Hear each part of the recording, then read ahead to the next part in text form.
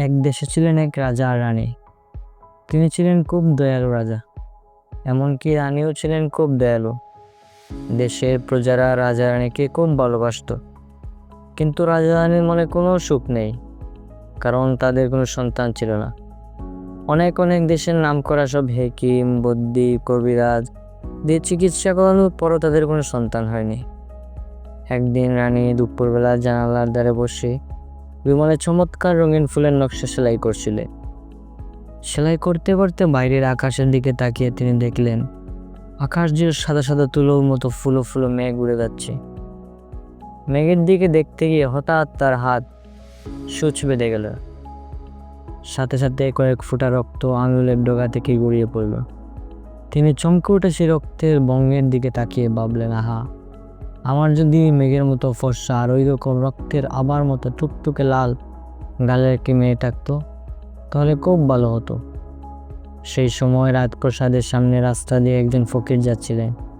তার অনেক আধ্যাত্মিক ক্ষমতা ছিলেন। তিনি রানীর মনের কথা শুনতে পেলেন। তারপর দুই হাত তুলে পরম করুণাময় আল্লাহ পাকের দরবারে রানীর হয়ে ফরিয়াদ জানালেন। ফকিরের দোয়া আল্লাহ পাক কবুল করলেন।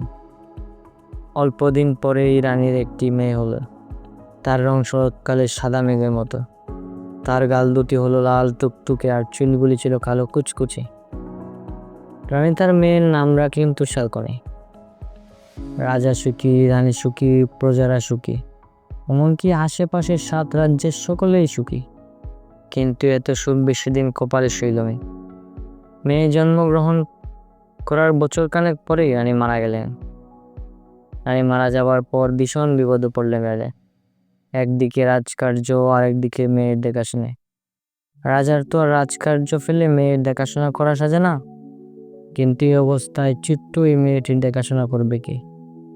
রাজা মহা চিন্তায় পড়ে গেলেন। এক সময় রাজপরিষদের পরামর্শে রাজা বিয়ে করে নতুন রানী নিয়ে এলেন রাজপ্রাসাদে। এই যে নতুন রানী, ইনিও ছিলেন অপরূপ সুন্দরী, কিন্তু আর কেউ যে তার চেয়ে সুন্দরী হবে এ তিনি কোনো মতেই সহ্য করতে পারতেন না। তিনি বেশ কিছু জাদু জানতেন।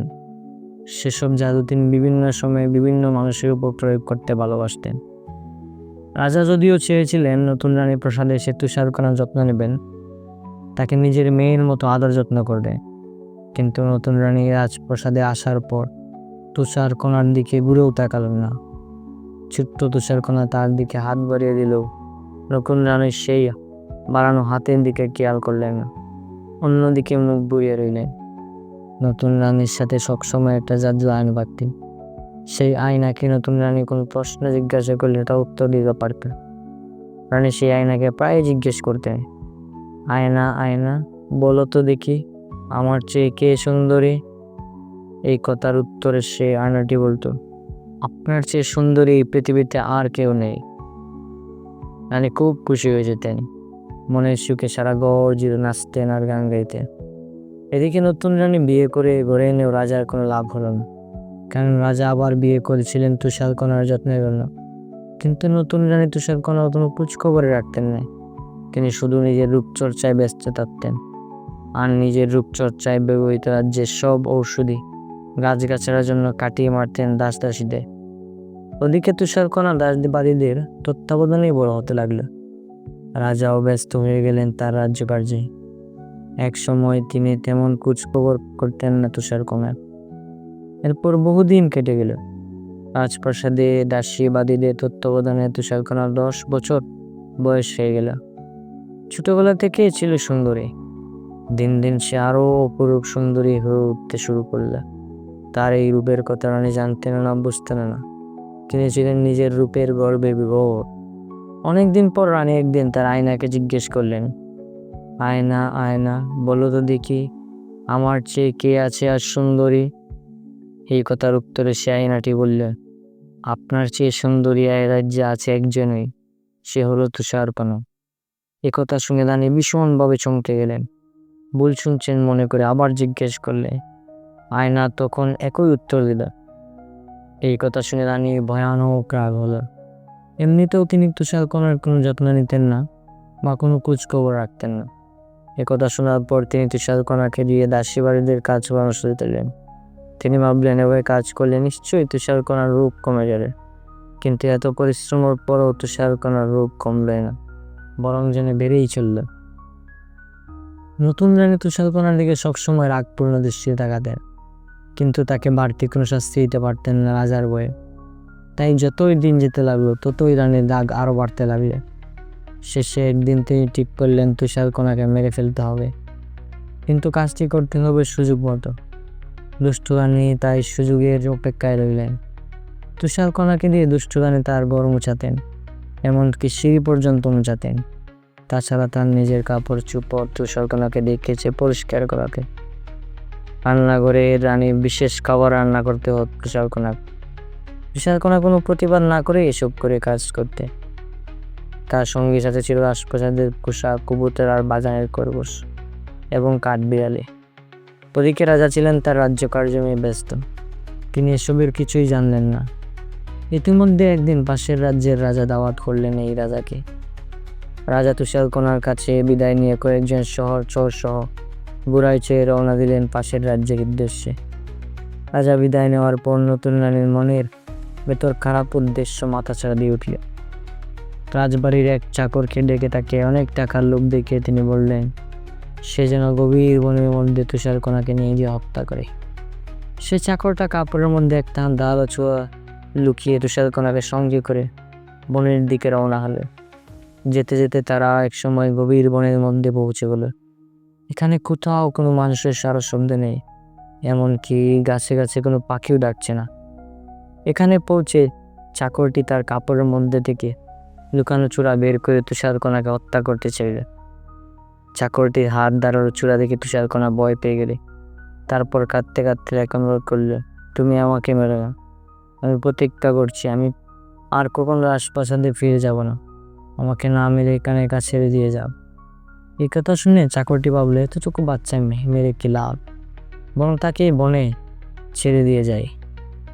কিছুক্ষণের মধ্যে হয়তো বাঘ ভালুকের নজরে পড়বে, তারপর তাদের খাবার হয়ে যাবে। তাই সে তুষারকণাকে বনের মধ্যে ছেড়ে দিয়ে ফিরে গেল। সারাদিন তুষারকণা বনের ভিতর ঘুরে বেড়াতে লাগিয়ে কখনো বা কাটা বনের ধার দিয়ে, কখনো বা ঝর্ণার পাশ দিয়ে সে চলতে লাগলো। চলতে চলতে দিন ফুরিয়ে গেলে বনে নেমে এলো সন্ধ্যা। ইতিমধ্যে ঘুরতে ঘুরতে সে ক্লান্ত হয়েও পড়েছে। এছাড়া মাঝে মাঝে বন্য জীবজন্তুর গর্জন শুনে ভয়ও পাচ্ছি। তবু সাহস সঞ্চয় করে সামনের দিকে এগিয়ে চললে এক সময় কানেক দূরে একটি ছোট্ট কুঁড়ে ঘর দেখতে পেলে। বনের মাঝে এরকম একটি ঘর দেখে প্রথমে সে ভয় পেল, তারপর কিছুটা সাহস সঞ্চয় করে সেই ঘরের সামনে গিয়ে দাঁড়ালো। ঘরের একটি দরজা, সে আস্তে করে দরজা ঠেলা দিল। আশ্চর্য হয়ে দেখলে দরজা খোলাই আছে। একটু ভয়ে ভয়ে সে ঘরের ভিতরে ঢুকলে ঘরের মধ্যে সব জিনিস বেশ সাজানো গুছানো আর পরিষ্কার পরিচ্ছন্ন। একটা টেবিলের উপর পরিষ্কার কাপড় পাতা আর পানি ভর্তি সুন্দর গ্লাস। ঘরের পাশাপাশি 7টা বিছানা পাতা ছিল। তুষারকণা বনে বনে ঘুরে বেড়াইয়া বেজায় ক্লান্ত হয়ে পড়ছিল, আর তার খাবারও খিদা পেয়েছিল খুব। তাই সে প্রত্যেক থালা থেকে একটু একটু করে খাবার খেলে, প্রত্যেক গ্লাস থেকে এক চুমুক করে পানি খেয়ে তার তেষ্টা দূর করতে লাগলো। তারপর সে ঘুমাবার জন্য প্রত্যেক বিছানায় উঠে দেখতে লাগলো যে বিছানা সবার চেয়ে নরম। সব বিছানা পরেক করে সে 7ম বিছানায় গিয়ে শুয়ে পড়ল। ঘুমাবার আগে সে আল্লাহকে শুকরিয়া আদায় করলো, কারণ একমাত্র তিনিই সকল বিপদে রক্ষা করতেন। ইতিমধ্যে ঘরের বাইরে জঙ্গলে রাত নেমেছে। পাকপাকালি একে একে হিংস্র জন্তু জানো জঙ্গলে শিকার খুঁজতে বেরিয়ে গেছে। রাত আরেকটু গভীর হতে এই বাড়ির মালিকেরা ফিরে এলো। তারা বয়স অনুযায়ী কম উচ্চতার মানুষ, তাদেরকে বলা হয় বামন। এই বাড়ির মালিক 7 জন বামন। তারা সারাদিন পাহাড়ে গর্ত করে সোনার পানি খুঁজে বেড়া। যেদিন সোনা পায় সেদিন তারা অনেক আনন্দে থাকে, আর যেদিন সোনা পায় না সেদিন খুব কষ্টে বুকে নিয়ে ঘুরে ফিরে। পাহাড়ে সোনা খোঁজা তাদের প্রধান কাজ। আজ অনেক দিন পর তারা বেশ অনেক সোনা পেয়েছে, তাই তাদের মনে আনন্দে ভরপুর, গান গাইতে গাইতে ঘরে দেখল। ঘরে ঢুকে তারা তাদের প্রত্যেকের 7টি বাতি দেশলাই দিয়ে জেলেই বলল তাদের ঘরে নতুন কোনো মানুষ এসেছে। খাবার টেবিলের কাছে গিয়ে একজন বলে উঠল, আমার চেয়ারে বসে এটাকে এমন করে উড়িয়ে দিয়েছে কে? দ্বিতীয়জন বলল, কে আমার খাবার খেয়েছে? তৃতীয়জন বলল, কে আমার গ্লাস থেকে পানি খেয়েছে? এবার প্রত্যেকেই তাদের খাবার পরখ করে দেখে বলতে কেউ না কেউ ঘরে ঢুকেছে। এরপর তাদের মধ্যকার এক বামন লক্ষ্য করলো তার বিছানায় কে যেন শুয়েছিল। এ দেখে আরেকজন বলল, আরে আমার বিছানায় কে যেন শুয়েছিল। এবার প্রত্যেকেই বলাবলি করতে লাগলো, আমাদের সকলের বিছানায় কে যেন শুয়েছিল। সপ্তম বামন ভালোভাবে লক্ষ্য করে বলে, দেখো দেখে এদিকে এসো। তখন সেই 7জন বামন হাতে করে সপ্তম বামনের বিছানায় কাছে এগিয়ে গেল। দেখে তার বিছানায় একটি অসামান্য সুন্দরী মেয়ে ঘুমিয়ে আছে। বামন ঘুমন্ত বুসরার কণা বিছানার চারদিকে বের করে দেওয়ালো। ছোট্ট এই সুন্দরী রাজকন্যাকে দেখে তারা অবাক হয়ে গেল। প্রত্যেকে মনে মনে বলল, বাহ কি সুন্দর, ছাদের মতো ফুটফুটে মেয়ে, ভারে এতটুকু ছোট্ট মেয়ে, না জানি কোন মায়ের বুক খালি করে কেন চলে এসেছে। রাজকন্যাকে দেখে তারা অবাক হয়ে গেল ঠিকই, কিন্তু কোনো শব্দ হলো না। মেয়েটির ঘুম ভেঙে যাবে ভেবে সকলেই সেখান থেকে আস্তে সরে গেল। সে রাতে 7 বামন পাড়া করে ছয় বিছানা শুয়ে কোন রাত কেটে দিল। সকালবেলা তুষারকণার যখন ঘুম ভাঙল, তখন সেই ছোট বেটে মানুষগুলো দেখে সে ভীষণ ভয় পেল, কিন্তু বামনরা তাকে অভয় দিল। তারপর তারা খুব আদরের সঙ্গে তার নাম জিজ্ঞেস করল। এবার তুষারকণার ভয় কেটে গেল, সে জানলো তার নাম তুষারকণা। এরপর বামনদের কাছে এসে সে একে একে সব কথা খুলে বলল। তার কাহিনী শুনে বামনদের চোখে পানি চলে এসেছে। সবাই ভুল হয়ে গিয়ে তুষারকণাকে অভয় দিল। তারপর বলল, আজ থেকে তুমি আমাদের কাছে নিশ্চিন্ত হয়ে থাকবে, তোমাকে কিছুই করতে হবে না। আমরা তোমার খাবার তৈরি করব, তোমার চুল বেঁধে দেবো, বিছানা টেক করে দেবো। তুমি সারাদিন লক্ষ্মী মেয়ের মতো ঘরের মধ্যে থাকবে আর জানালা দিয়ে আমাদের আসার অপেক্ষা করবে। তুষারকণা তাদের কথায় খুব মজা পেল, হাততালি দিয়ে লাফিয়ে উঠে এসে সম্মত জানালেন। বেলা বেশি হতে বামনরা সোনার কোচ বাইরে বেরিয়ে গেলে, কিন্তু যাবার আগে তুষারকণাকে সাবধান করে দিলে সে যেন কোনো মতেই বাড়ির বাইরে না বের হওয়া, এমনকি কাউকে যেন বাড়ির ভিতরে ঢুকতে না দেয়, কারণ তার সৎমা নিশ্চয়ই এবারে খুঁজে বের করে তুষারকণার প্রতি করার চেষ্টা করবে। এসব বলে বাড়িটার চারপাশে বামনরা মন্ত্র পড়ে দিয়ে গেলে, যাতে ভিতর থেকে না করলে অন্য কেউ এই বাড়ির ভিতরে ঢুকতে না পারে।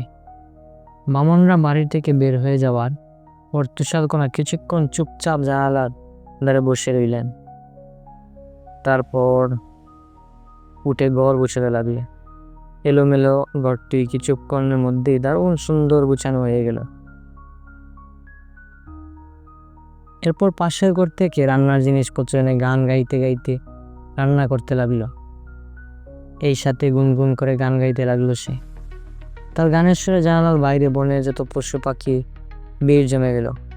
এমন করে বনের জীবজন্তুদের সাথে তুষারকণার ভাব জমে উঠল। সন্ধ্যার পর বামনরা ঘরে ফিরে দেখে তাদের ঘরের চেহারা বদলে গিয়েছে। খাবার টেবিলে গিয়ে দেখে ছোট ছোট তালাগুলো মজাদার সব খাবার রান্না করা রাখা হয়েছে। এসব দেখে তারা প্রথমে রেগে উঠল। তারা তুষারকণাকে বললো, কেন সে তার নরম কোমল হাত দিয়ে এত কষ্ট করে রান্না করেছি। তাদের কথায় তুষারকণা কিন্তু রাগ করল না, বরং দারুণ উজ্জ্বল হাসি দিয়ে জানালো, এসব কাজ করতে তার আনন্দই হয়েছে। এছাড়া একা একা এই ঘরে তার করবারই বাকি আছে। বামনরা তার কথা হেসে ফেলল। তারপর সকালে মজা করে সেই খাবার গেল। অর্ধেক রাত পর্যন্ত 7 বামন নাচ গান করে আনন্দ দিলে তুষারকণাকে। তুষারকণা ওদের সাথে নাচতেও গাইল। এত আনন্দ সে জীবনে কখনো পায়নি। এক সময় তার মায়ের কথা মনে পড়ল, তার চোখে পানি চলে এলো। সাথে সাথে 7 বামন তার কাছে এসে চোখের পানি মুছে দিল। তারপর বলল, আজ থেকে তুষারকণা একা নন, তার সাথে রয়েছে তার 7 বামন ভাই, যারা জীবন দিয়ে হলেও তুষারকণাকে পৃথিবীর সকল বিপদ থেকে রক্ষা করবে। ওদিকে চাকরটা যখন রানীকে গিয়ে খবর দিল যে সে তুষারকণাকে মেরে ফেলেছে, তখন রানী খুব খুশি হয়ে ভাবলেন যে তিনি সকলের চেয়ে সুন্দরী।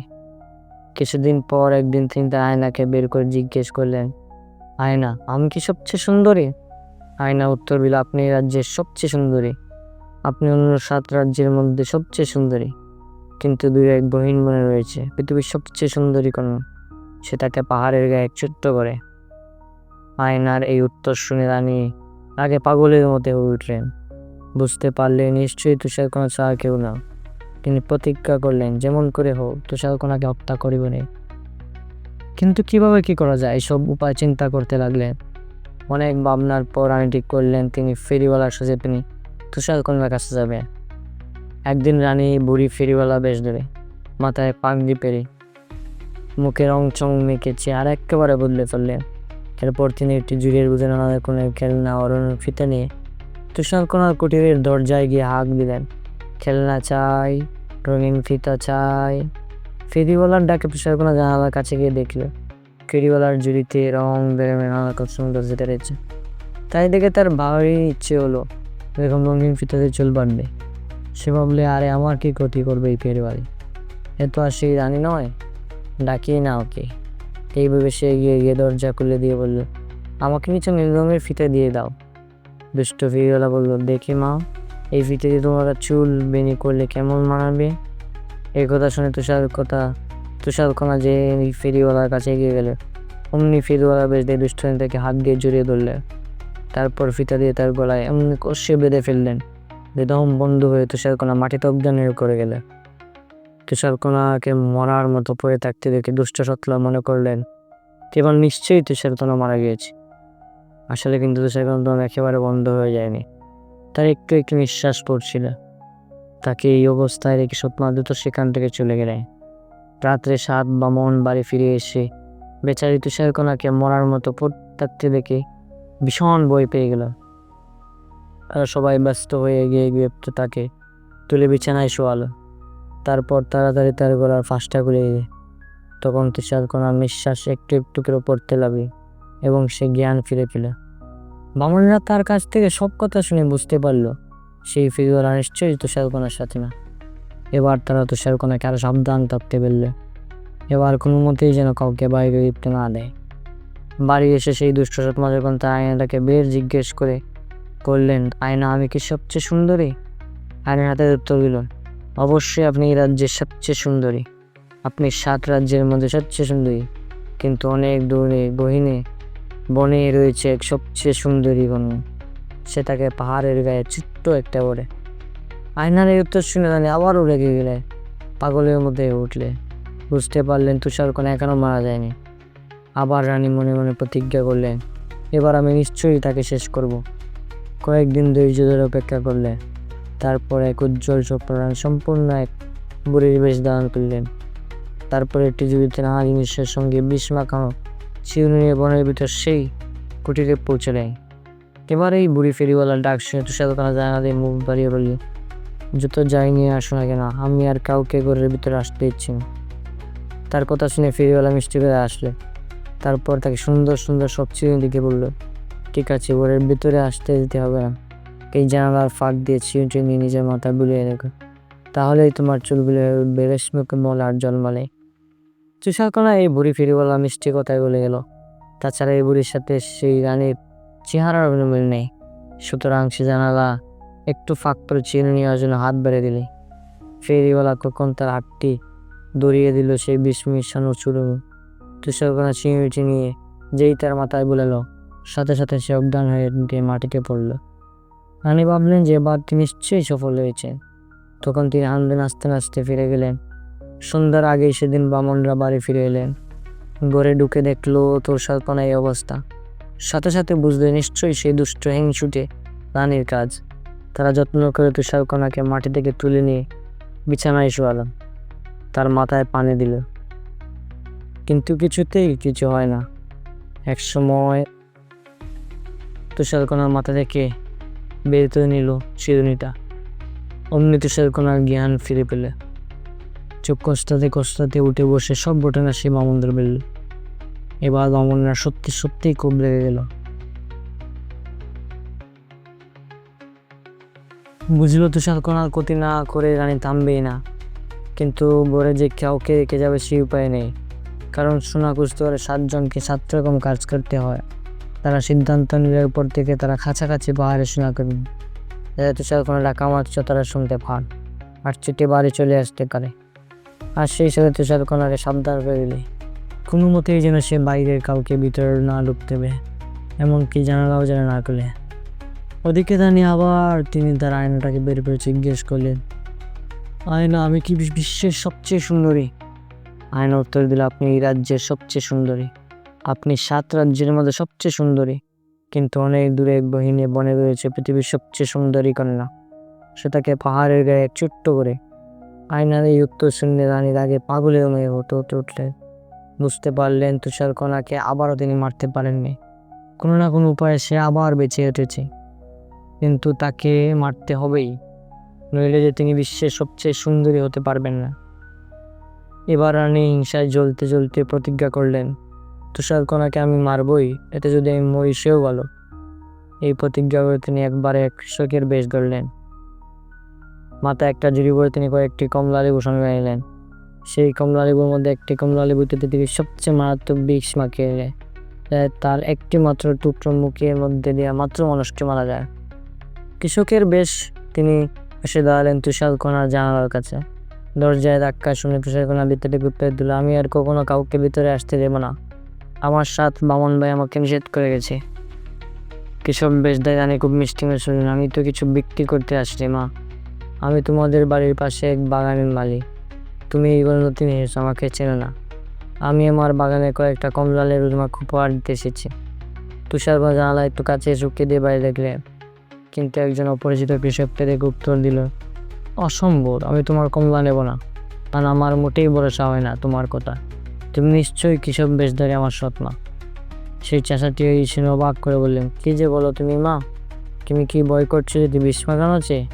এই দেখো আমি একটা আপেল খাচ্ছি, তাহলে তো বুঝবে এতে কোনো কিছু নেই। এই বলে সেই কৃষক বেশি রানী জুড়ি থেকে একটা বিষ ছাড়া কমলা হাতখানা খেয়ে বললেন। লাল টুকটুকে ময়লা দেখতে কমলা দেখে তুষারকণা খুব ইচ্ছে হলো একটা কমলা খাবার। জানালাটা একটুখানি ফাঁক করে সে কৃষক বেশি রানীর দিকে হাত বাড়িয়ে দিল কমলা নেওয়ার জন্য। রানী তার হাত তুলে দিলেন বিষ মাখানো কমলাটি।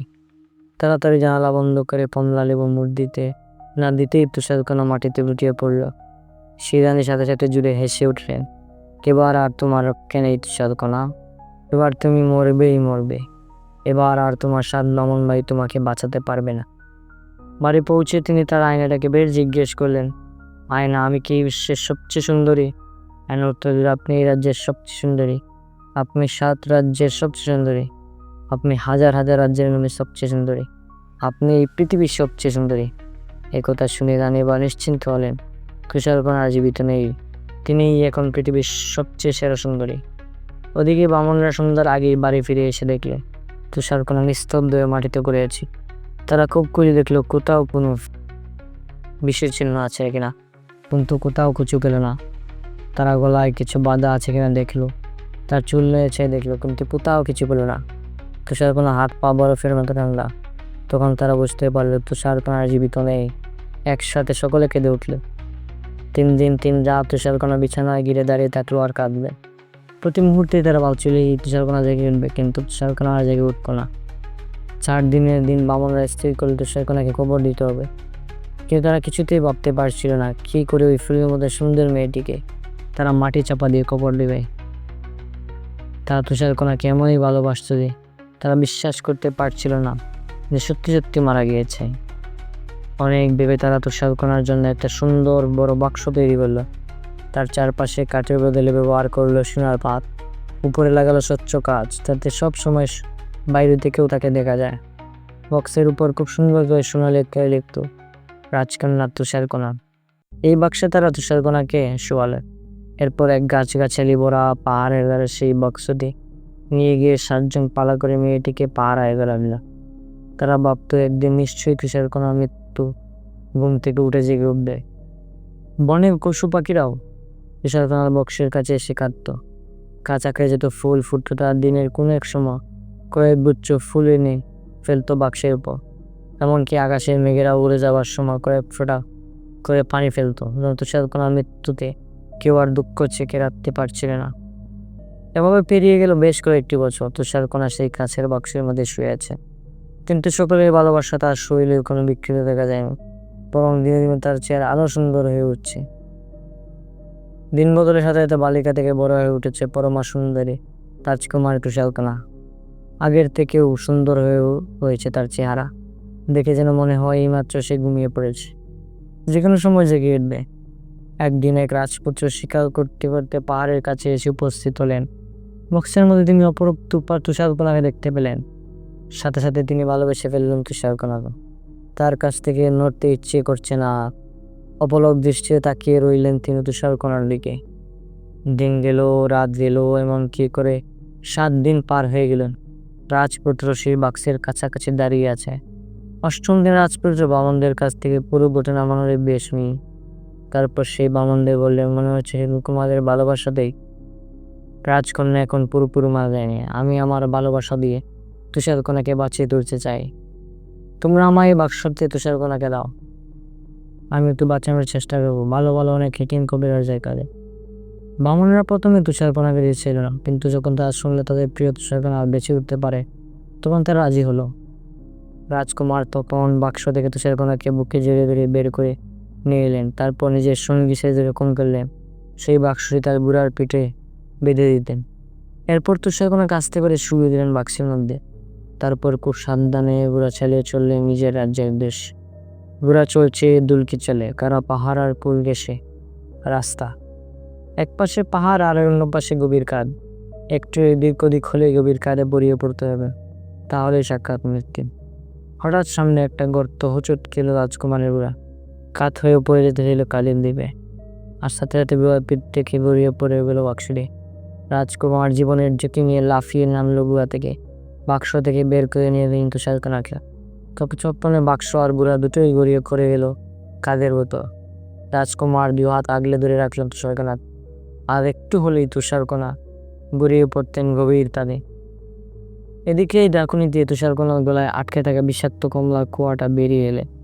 আর তখনই সে 2 চোখ মেলে জেগে উঠনে। আসলে বিষাক্ত কমলার কুয়া তুষারকণার পেট পর্যন্ত চায়নি, এজন্যই তুষারকণা পুরোপুরি মারা যায়নি। তুষারকণা জেগে উঠে দেখে রাজপুত্র সহ সকলে অবাক হয়ে গেলেন। তুষারকণা খুব ভয়ের সঙ্গে বলে উঠল, আমি কোথাও? রাজকুমার তাকে অভয় দিয়ে বলেন, আমি নিঝুম দেশের রাজপুত্র। আমি আমার রাজ্য নিয়ে যাচ্ছি তোমাকে, সেখানে তোমার কোনো ভয় নেই। এই বলে রাজকুমার তার অন্য একটি ঘোড়ায় বসিয়ে লাগাম দিয়ে হাঁটতে লাগলেন। তুষারকণা এমন অপরূপ রাজকুমারকে দেখে আর তার কথা শুনে খুব আশ্বস্ত বোধ করল। বুঝলে এবার তার কোনো প্রতির সম্ভাবনা নেই। রাজকুমার তার নিজের রাজপ্রাসাদ পৌঁছে বাবা মায়ের কাছে তুষারকণাকে কী করে পেলেন তা সব খুলে ফেললেন। রাজা আর রানী দুজনেই তুষারকণাকে সুন্দরী মেয়ে আগে কখনো দেখেনি। রাজা এবং রানী তখন রাজপুত্রের সঙ্গে তুষারকণার বিয়ে ঠিক করলেন। বিয়ের বুঝে সেই 7 বামনকেও দামন করা হলো। তারা এসে প্রিয় তুষারকণাকে বেঁচে উঠতে খুব আনন্দিত হতেন। কিন্তু নিমন্ত্রণকে ফিরে যাওয়ার সময় তারা দুঃখিত মনে কাঁদতে কাঁদতে ফিরে গেল, কারণ তাদের বাড়ি তো তুষারকণা ফিরে যাবে না। কিন্তু তারা এইভাবে আনন্দিত হলো, তুষারকণা রাজপ্রাসাদে থাকলে তার সৎ মার কখনো তার কোনো ক্ষতি করতে পারবে। এদিকে সেই দুষ্টু রানী ওই বিয়েতে নিমন্ত্রণ পেয়েছেন। বিয়েতে আসার জন্য সাজগোজ করে তিনি আর আয়নার সামনে দাঁড়িয়ে জিজ্ঞেস করলেন, আয়না, আমি কি সবচেয়ে সুন্দরী?